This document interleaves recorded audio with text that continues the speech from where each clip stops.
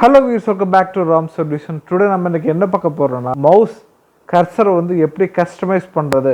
So அதை பற்றி பார்க்க போறோம். இந்த மாதிரி உங்களுக்கு கர்சர் வந்து கலர்ஃபுல்லாக வந்து சேஞ்ச் பண்ணணுமா, கண்டிப்பாக பண்ணலாம். அதுவும் ஃப்ரீயாக, எந்த ஒரு தேர்ட் பார்ட்டி ஆப்பும் இல்லாமல், சாஃப்ட்வேரும் இல்லாமல் நம்ம ஈஸியாக வந்து கலர்ஃபுல்லாக அதோட சைஸை எக்ஸ்டெண்ட் பண்ணலாம், கம்மி பண்ணலாம். எந்த கலர் உங்களுக்கு தேவையோ மவுஸோட கலர் நீங்கள் சேஞ்ச் பண்ணிக்கலாம்.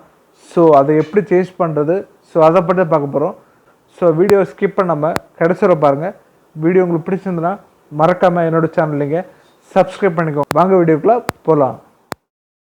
விண்டோஸ் 11ல் சர்ச் பட்டனை கிளிக் பண்ணுங்கள். அதில் நீங்கள் மவுஸ் பாயிண்டர் ஸ்டைல் சர்ச் பண்ணுங்கள். அதில் மவுஸ் பாயிண்டர் ஸ்டைல் செட்டிங்ஸ் இருக்கும், அதை நீங்கள் கிளிக் பண்ணுங்கள். இதில் உங்களுக்கு பிடிச்ச மவுஸ் கர்சர் நீங்கள் வந்து சூஸ் பண்ணிக்கலாம்.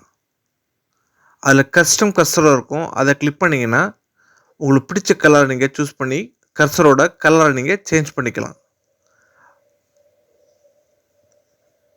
இதில் உங்களோட மவுஸ் கர்சரோட சைஸை நீங்கள் வந்து இன்க்ரீஸ் பண்ணிக்கலாம், டிக்ரீஸ் பண்ணிக்கலாம். கீழே சைஸ் ஆப்ஷன் இருக்கும், அது பக்கத்தில் நீங்கள் வந்து உங்களோட மவுஸ் கர்சரோட சைஸை நீங்கள் இன்க்ரீஸ் பண்ணிக்கலாம், டிக்ரீஸ் பண்ணிக்கலாம்.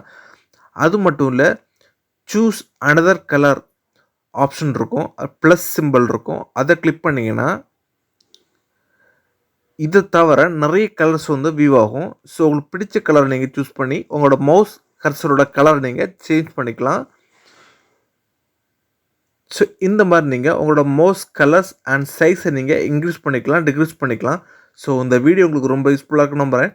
நெக்ஸ்ட் வீடியோவில் சூப்பரான டிப்ஸ் அண்ட் ட்ரிக்ஸ் உங்களை மீட் பண்ணுறேன். Until by from ROM Solution.